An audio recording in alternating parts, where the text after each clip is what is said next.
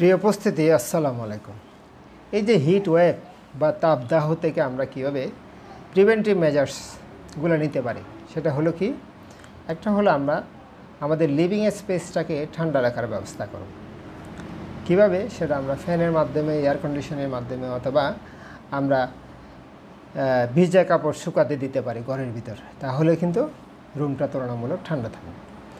আরেকটা হলো আমাদের যে এক্সারসাইজ, আমরা তীব্র এক্সারসাইজ করব না, আমরা হালকা মাঝারি এক্সারসাইজ করব। প্রয়োজনে আমরা এক্সারসাইজটাকে রিশিডিউল করব।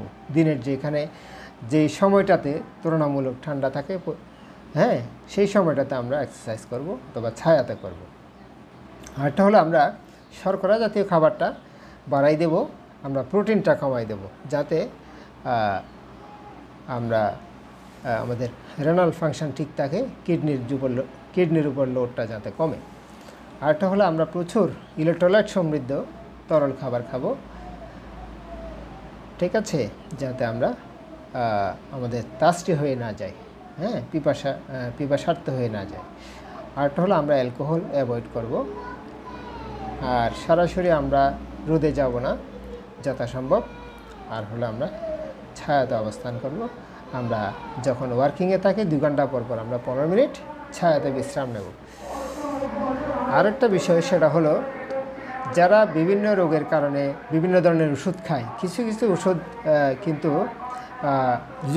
ঝুঁকিটা বাড়িয়ে দেয়, হিট রিলেটেড ইলনেস কমপ্লিকেশন বা মৃত্যু ঝুঁকিটা বাড়িয়ে দেয়। সেক্ষেত্রে আপনি যখন হিট রিলেটেড ডিজিজের মুখোমুখি হবেন, তখন আপনি আপনার ডাক্তারকে কী কী ওষুধ খাচ্ছেন সেটা বুঝিয়ে বলবেন। বিশেষ করে এই যে বিটা ব্লকার, এই যে প্রোপ্রানানল আমরা যেটা বলি, আরটা হলো ডিপ্রেশনের যে ওষুধগুলো আছে, টিসিএ, ট্রাইসাইক্লিক অ্যান্টিডিপ্রেসেন্ট, আর অ্যান্টিহিস্টামিন, আর যে মানসিক রোগের জন্য যে ওষুধগুলো খায় অ্যান্টিসাইকোটিক ড্রাগস, আর একটা হলো হ্যালোপেরিডল। আর প্রস্রাব বেশি করায় এ ধরনের ওষুধগুলো খাওয়া যাবে না, যেমন ক্যাফেইন, অ্যালকোহল, ডায়াবেটিক্স।